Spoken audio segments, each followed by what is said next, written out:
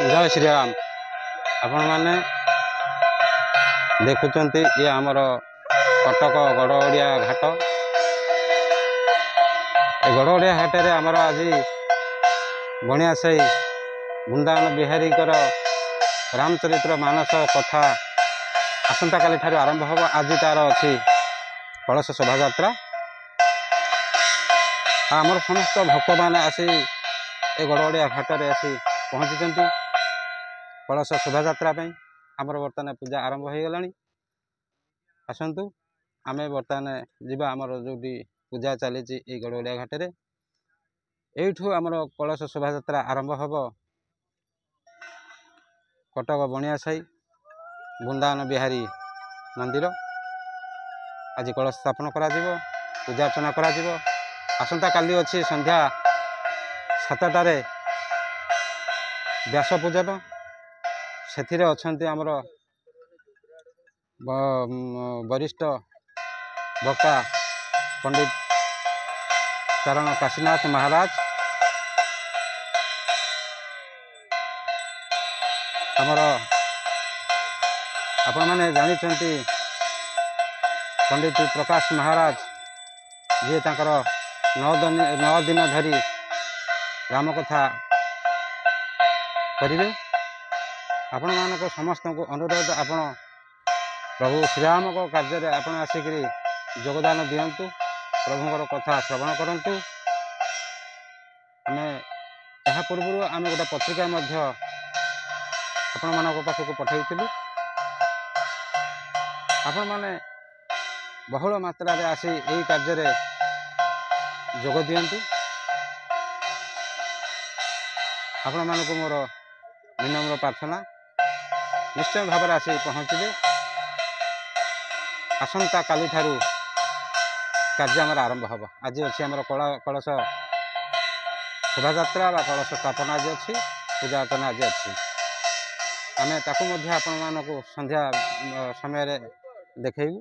आसतु आम बर्तमान जो आम कलश पूजा आरंभ होउची। आम सहित अच्छा आम माड़ू नना अच्छा आ माँ मैंने अच्छा। चलते आपण मानक आम नहीं जाऊँ से।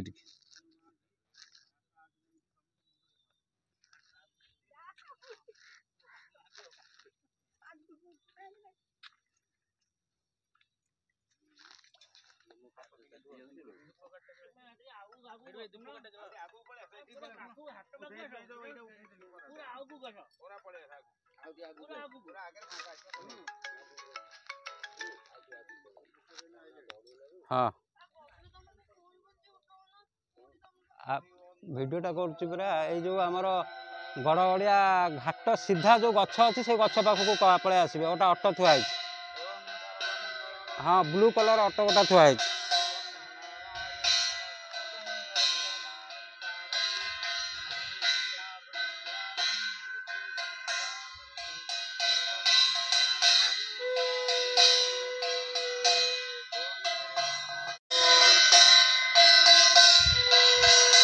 ओं नमो भगवते वासुदेवाय। महाप्रभु श्री वृंदावन बिहारी कर अपार कर्पूराणु तृतीय वर्ष रामचरित मानस नवार्ण प्रवचन ज्ञान यज्ञ बणिया साई स्थित ग्राम रे माँ बासुलींकर मठ पड़िया अनुष्ठित होउची। एथिरे आज शुभ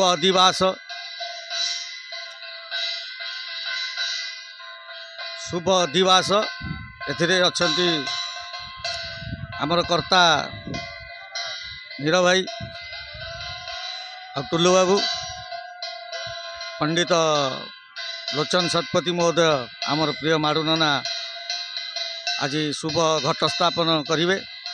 महानदी पूर्ण घट आज स्थापन हम एवं कथार अयरारंभ पंडित चारण काशीनाथ दास महंत महाराज कथा रखिए।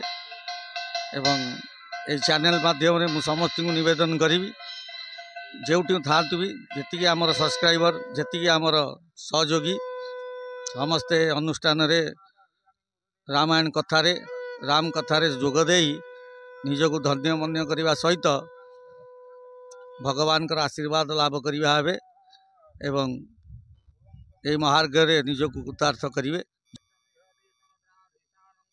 ଜୟ ଜଗନ୍ନାଥ। କିଛି ତ୍ରୁଟି ଥିଲା ଆମେ এই ୟୁଟ୍ୟୁବ୍ ମାଧ୍ୟମରେ ଆପଣଙ୍କୁ এই ୟୁଟ୍ୟୁବ୍ ଦିବ୍ୟଜ୍ୟୋତି ୟୁଟ୍ୟୁବ୍ ଚ୍ୟାନେଲ୍ ମାଧ୍ୟମରେ ଆପଣଙ୍କୁ ଜଣେଇ ଦେଇଛୁ ମଧ୍ୟ, ପତ୍ର ଦ୍ୱାରା ସମସ୍ତଙ୍କୁ ନିମନ୍ତ୍ରିତ କରିଦେଇଛୁ ମଧ୍ୟ,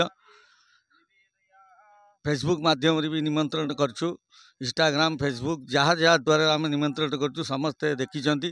ସମସ୍ତଙ୍କୁ ମୋର ବିନମ୍ର ଅନୁରୋଧ ଏହି ଯଜ୍ଞରେ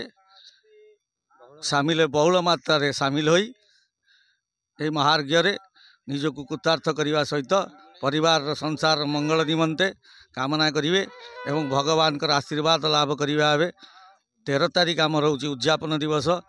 କଥାର ପୂର୍ଣ୍ଣାହୁତି ହେଇଥିବ 12 ତାରିଖ ଦିନ ଗ୍ରନ୍ଥ ପୂଜନ ଏବଂ ବ୍ୟାସ ପୂଜନ, 13 ତାରିଖ ଦିନ ସତ୍ୟନାରାୟଣ ପୂଜା, ପାଲା ପରିବେଷଣ ଏବଂ ପ୍ରସାଦ ସେବନର ବ୍ୟବସ୍ଥା ଅଛି।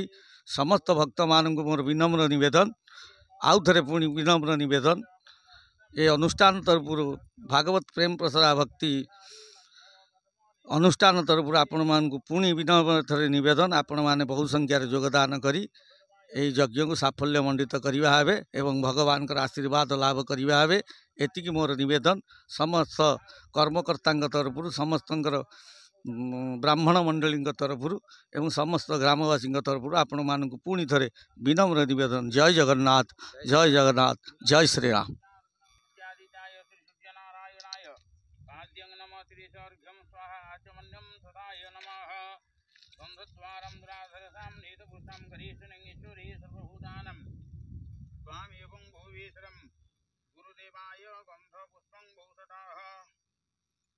गुरुदेवाय गंधपुष्पं भूषणः श्रीजगन्नाथं चतुर्थामूर्ति सहित वृंदावन चंद्राय गंधपुष्पं भूषणः श्रीजगन्नाथं चतुर्थामूर्ति सहित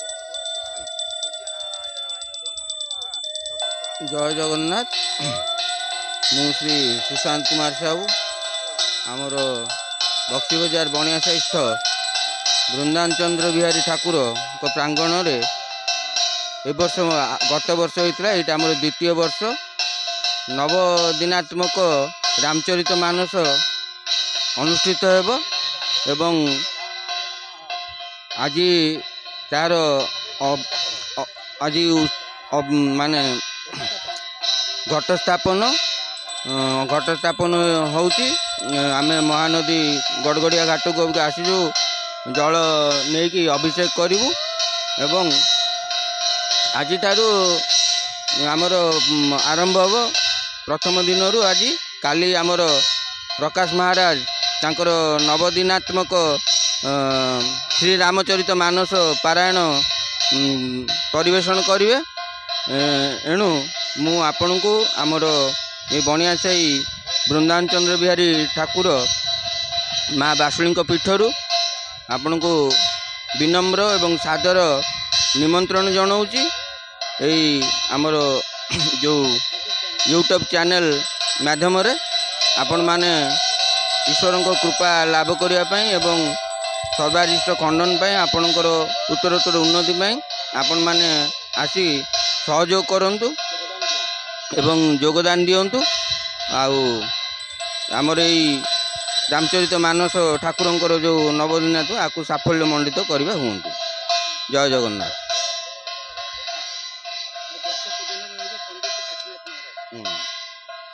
आमर व्यास पुरोहित होती आमर पुरोहित लोचन शतपथी एवं व्यासाधिपति आमर अच्छा काशीनाथ